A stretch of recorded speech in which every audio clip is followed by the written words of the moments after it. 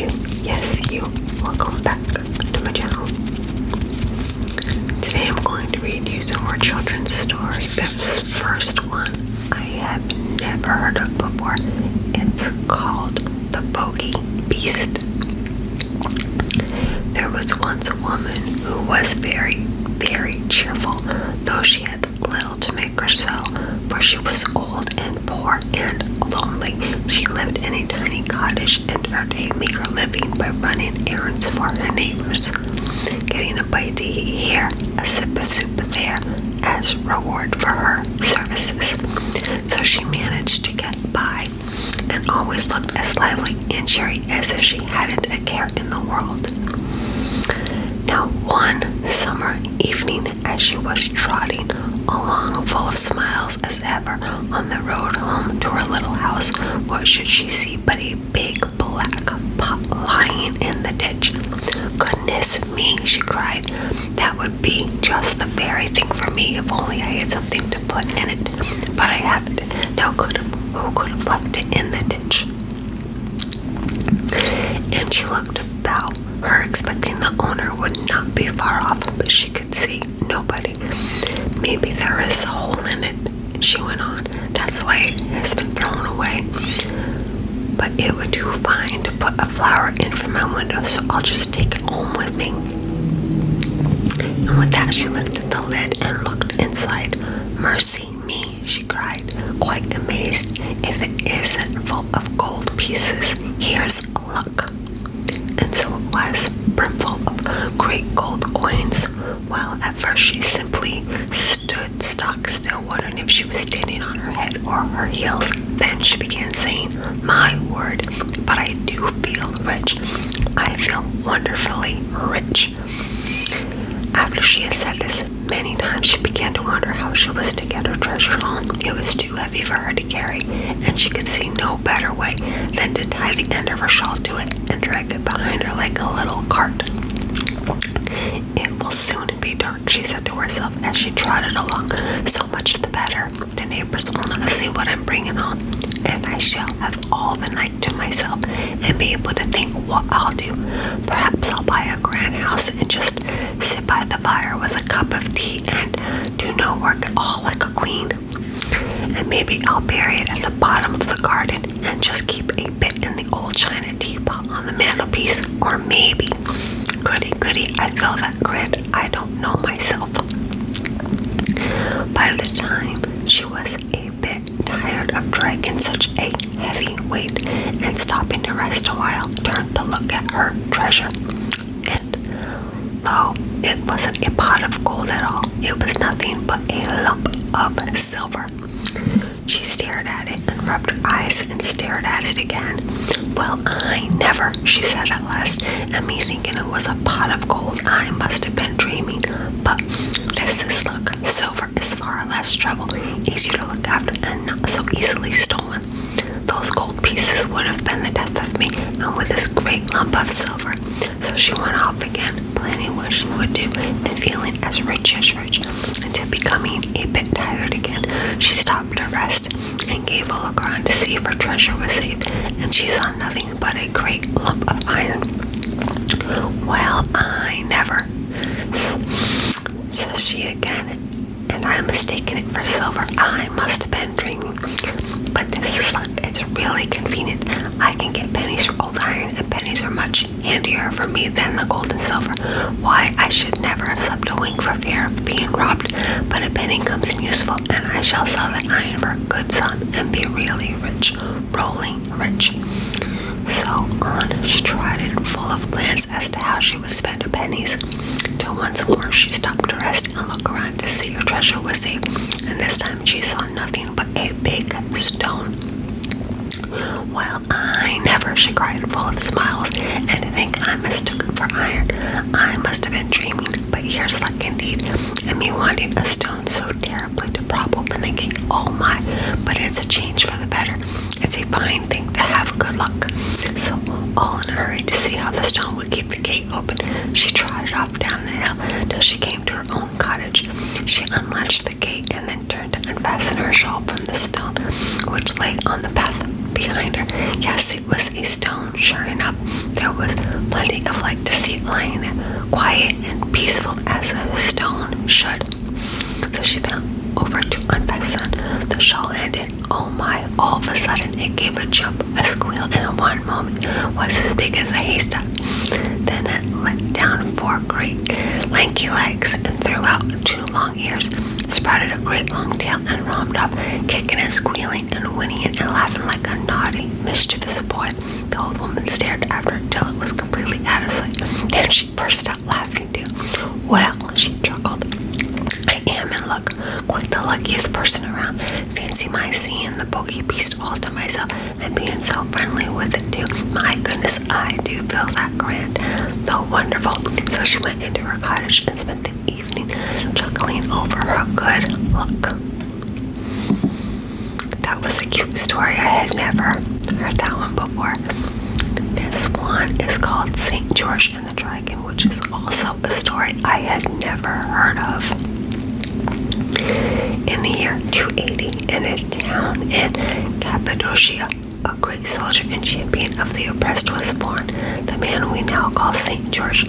His parents were Christians, and they, especially his mother, carefully instructed and trained him in the faith.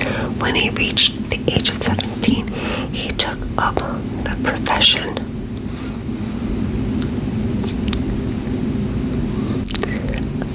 the profession of arms because he was gifted with good looks, intelligence, and fine manners. He rose quickly to a high military rank. He especially pleased his imperial master, Diocletian. One day, while the emperor, who was devoted to the worship of Apollo, was consulting a shrine that god about an important matter, a voice came from the dark depths of the cavern saying, "The just who are on the earth keep me from telling the truth. Because of them, the inspiration of the sacred tripod is made a lie." At once, the emperor was struck with dismay and asked who these people were. "Master," answered one of the priests of Apollo, "they are the Christians." This answer so enraged Diocletian that he renewed his persecutions. From the very beginning, the young soldier George had burned with anger at the terrible cruelties inflicted on Christians, and he had spoken out boldly in defense of his fellow believers. His friends urged him to be silent and cautious, but George would have none of it.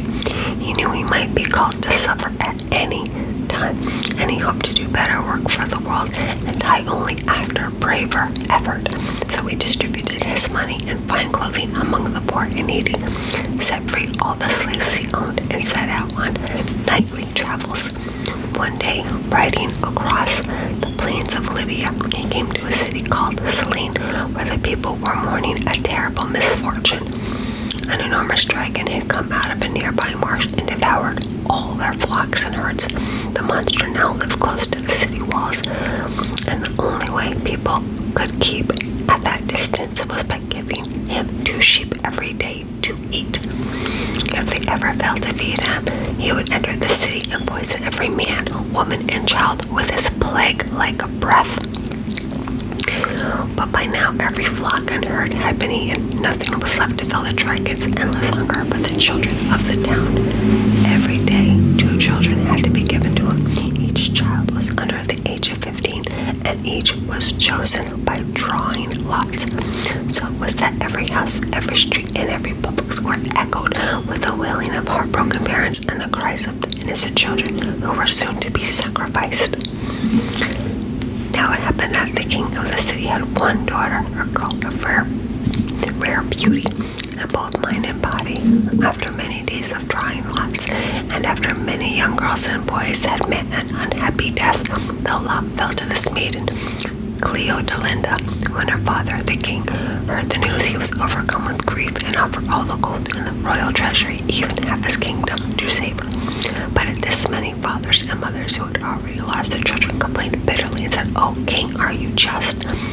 By your own edict you have left us childless, and now you would spare your own daughter." So the people spoke, and as they spoke, they grew furious, and joining together, they marched on the palace, threatening to burn the king alive unless he handed over his daughter as the law required. The king had no choice but to agree. He had promised only for a delay of 8 days, so that he might spend that time with his beloved daughter and mourn her fate. The people granted his request. When the agreed time had passed, the young princess was led out. She fell at her father's feet, asking his blessing and declaring what she was ready to die for her people. Then, amid tears and weeping, she was led to the city's walls and placed outside them. The gates were shut and barreled behind her. She walked slowly and painfully toward the dragon's lair, for the road was scattered with the bones of her playmates, and she wept as she went. It was on that very morning that George, bravely seeking to help the weak and strong to serve the truth, was passing by on his nightly journey. He saw the foul road stretched out before him, and moved by the sight of so beautiful a maiden in tears, he reined in his horse and asked her why she wept. She told him the whole pitiful story. The brave knight answered, "Do not be afraid. I will save you." "Oh, noble youth," cried the princess, "do not stay here, or you will die with me. Flee, I beg you." "God forbid that I should flee," George answered. "I will raise my hand against this loathsome creature, and I will save you through the power that lives in all true followers of Christ." At that moment, the dragon was seen coming out of his lair, half flying and half crawling toward them. "Flee, I beg you, brave knight," cried the girl, trembling. "Leave me here to die." But George did not answer. Instead, he put spurs to his horse and, calling on his lord, charged at the monster. After a terrible and drawn-out battle, he pinned the massive creature to the ground with his lance. Then he called the maiden to bring him her girdle. With it, he bound the dragon tight, placed the end of the girdle in her hand, and the subdued monster crawled after them like a dog. Walking in his way, they approached the city. The people watching were struck with terror, but George called out to them, saying, "Fear nothing, only believe in Christ, through whose help I have conquered this enemy, and live according to his teachings, and I will destroy the dragon before your eyes." So the king and the people believed, and they set out to live such a life. Then St. George slew the dragon and cut off his head, and the king gave great treasure to the knight, but George distributed all the rewards among the sick and the needy, keeping nothing for himself, and then he went on his way of service. About this time, the Emperor of Diocletian issued an edict that was published the length and breadth of his empire. It was nailed to the doors of temples, on the walls of public markets, and in every place people gathered. Those who read it with terror and hid their faces in despair, for it condemned all Christians. But when St. George saw the writing, he was filled with anger. The spirit and courage that come to all of us from communion and the eternal power strengthened and hardened him, and he tore down the hateful decree and trampled it underfoot. Ready to face death, George went before the emperor. "What do you want?" Diocletian cried angrily, having heard from his proconsul Trajan that this young man deserved torture. "Liberty, sir, for the innocent Christians," answered the martyr. "At the very least, liberty, since their liberty can harm no one." "Young man," replied Diocletian with a threatening look, "think of your own liberty and your own future." Before George could answer, the tyrant's ill will turned burning hatred, and he called for guards to take the martyr to prison. Once inside the dungeon, the jailers threw him to the ground, put his feet in stocks, and placed a heavy stone upon his chest. Yet even in the midst of torture, the blessed saint did not cease giving thanks to God for his chance to bear witness to the teachings of Christ. The next day, they stretched the martyr on a wheel full of sharp spokes, but a voice from heaven came to comfort him and said, "George, do not fear. So it is with those who bear witness to the truth." And there appeared to him an angel brighter than the sun, clothed in a white robe, who stretched out a hand to embrace him and encourage him in his path and his pain. Two of the prison officers who saw this beautiful vision became Christians, and from that day forward, they strove to live according to the teachings of Christ. There is still another tale, that after George had been comforted by the angel from heaven, his tormentors flung him into a cauldron of boiled lead. Then they believed they had broken him by the force of his agonies. They brought him to a temple to take part in the worship, and the people ran in crowds to witness his humiliation, and the priests mocked him. The emperor, seeing George's unshaken faith, tried once more to move with him, pleading, but with great soldier refused to be judged by words, only by deeds. He even demanded to be taken to see the gods Diocletian himself worshipped. The emperor, believing that at last George was coming to his senses and was about to yield, ordered the Roman Senate and the people to assemble so that all might witness George acknowledging his Diocletian's gods. When they had all gathered in the emperor's temple, and the eyes of all the people were fixed on the weak and tortured saint to see what he would do, he drew near a statue of the sun god Apollo. Stretching out his hand toward the image, he said slowly, "Do you wish me to offer you sacrifices as to a god?" The demon within the statue answered, "I am not God. There is but one God, and Christ is his greatest prophet." At that very hour, horrible wailing sounds were coming from the mouths of idols all over the world, and the statues of the old gods either fell to the ground or crumbled to dust. One account says that Saint George knelt down and prayed, and that thunder and lightning from heaven fell upon the idols and destroyed them.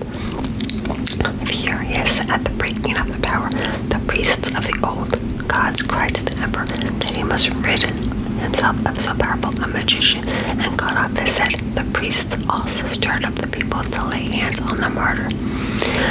So it was commanded that George, the Christian knight, should be beheaded. He was dragged to the place of execution, and there, bending his neck to the executioner's sword and absorbed in prayer, he received the stroke of death bravely and thankfully in April of the year 303. So Saint George stands forever before the youth of the world, one of the champions of Christendom, a model of courage, a brave defender of the oppressed, an example of pure film and enduring service to others, a true soldier of Christ.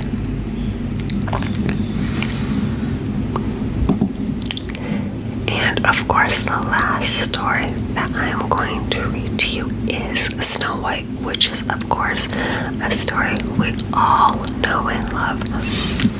There was once a queen who had no children, and it grieved her sorely. One winter's afternoon, she was sitting by the window sewing when she pricked her finger, and 3 drops of blood fell on the snow. Then she thought to herself, "Ah, what I would give to have a daughter with skin as white as snow and cheeks as red as blood." After a while, a little daughter came to her with skin as white as snow and cheeks as red as blood, so they called her Snow White. But before Snow White had grown up, her mother, the queen, died, and her father married again, a most beautiful princess who was very vain of her beauty and jealous of all women who might be thoughtful as beautiful as she was. And every morning she used to stand before her mirror and say, "Mirror, mirror on the wall, who is the fairest of us all?" And the mirror always used to reply, "Queen, queen on thy throne, the greatest beauty is thine own." But Snow White grew fairer and fairer every day, till at last one day, when the queen in the morning spoke to her mirror and said, "Mirror, mirror on the wall, who is the fairest of us all?" The mirror replied, "Queen, queen on thy throne, Snow White's the fairest thou must own." Then the queen grew terribly jealous of Snow White and thought how she could get rid of her, till at last she went to a hunter and engaged him for a large sum of money to take Snow White out into the forest and there kill her and bring back her heart. But when the hunter had taken Snow White out into the forest and thought to kill her, she was so beautiful that his heart failed him, and he let her go, telling her she must not, for his sake and for her own, return to the king's palace. Then he killed the deer and took back the heart to the queen, telling her that it was the heart of Snow White. Snow White wandered on till she got through the forest and came to a mountain hut and knocked at the door, but she got no reply. She was so tired, and she lifted up the latch and walked in. And there she saw 3 little beds and 3 little chairs and 3 little cupboards all ready for use. And she went up to the first bed and lay down upon it, but it was so hard that she couldn't rest. And then she went up to the second bed and lay down upon that, but that was too soft, and then she got too hot and couldn't go to sleep. So she tried the third bed, but that was neither too hard nor too soft, but suited her exactly, and she fell asleep there. In the evening, the owners of the hut, who were 3 little dwarfs who earned their living by digging coals in the hills, came back to their home. When they came in, after they had washed themselves, they went to their beds, and the first of them said, "Somebody has been sleeping in my bed." And then the second one said, "And somebody's been sleeping in my bed." And the third one called out in a shrill voice, for he was so excited, "Somebody is sleeping in my bed, and just look how beautiful she is."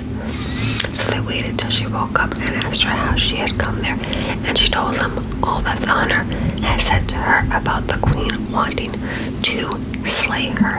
Then the dwarfs asked if she'd be willing to stop with them and keep house for them, and she said that she would be delighted.